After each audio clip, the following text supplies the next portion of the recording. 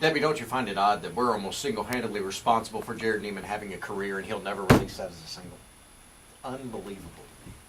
Old School New Again. That is track number 9 from Judge Jerrod and the hung jury and our special guest. We've been telling you about him, it feels like forever. Jerrod Niemann, how you doing? I'm doing good.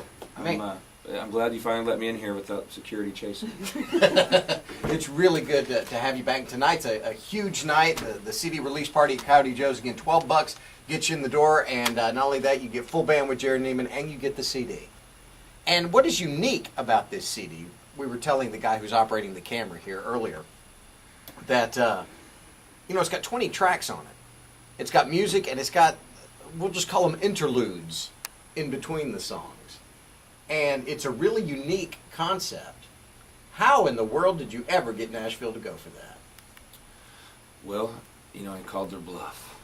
Kind of. But I wasn't really calling their bluff because I was being honest. Once you go through a couple of bad situations with other record labels, you start to suffer from what I like to call jaded roadie syndrome. And I was at jaded roadie syndrome level 4, stage 5.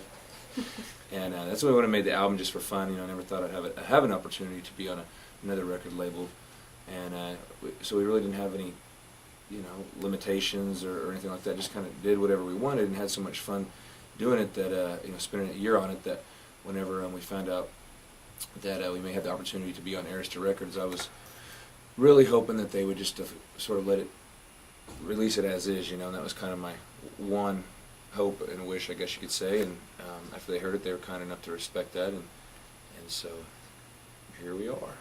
Jerrod Niemann's our guest on WSOC. You played Aquapalooza last weekend in Austin, and the pictures of that are unreal. Standing on a stage on the shore and looking out at thousands of boats. What was that like?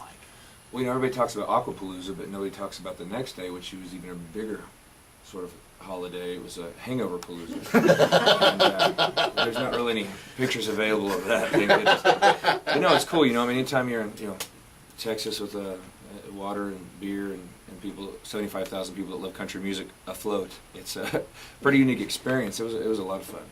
It's a real good combination.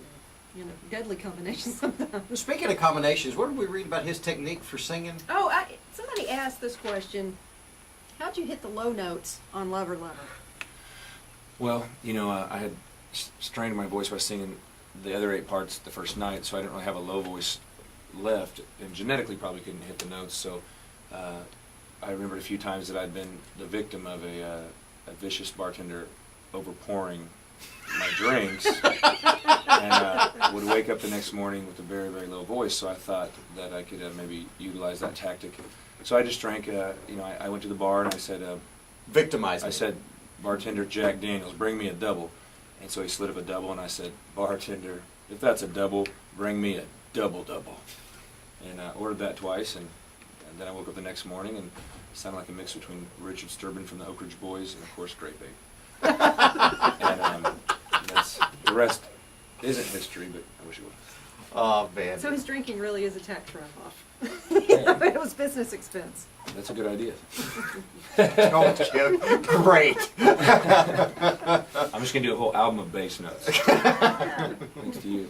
Well, cool. Well, Jerrod, it's really good to have you in studio again. It's good to see you, and tonight is a huge night at Coyote Joe's. Thanks for coming back and doing this in town with us. Well, I'll tell you, I was at Coyote Joe's not too long ago when Lee Bryce came through, and he's one of my best buddies, and I tell you what, we had such a great time. I sure hope everybody will come out and say hello, because with the way the economy is, I know everybody's scraping up money to make things work. So what we try to do is make our album have more than one use. So the album itself is not only full of music that we worked really hard on, but it also doubles as a coaster. And if you take out the booklet, some of my ex-girlfriends have told me some uses that they've been using it for: Kleenex, paper towel, napkin, squeegee, and the latest edition, toilet paper. So it has many uses. If we're just trying to help out. CD is Judge Jerrod and the hung jury tonight at Coyote Joe's. Doors open at 7:30. $12 gets you in. Jerrod Niemann, good to see you, my man. Be there or be sober. Thank you for having me.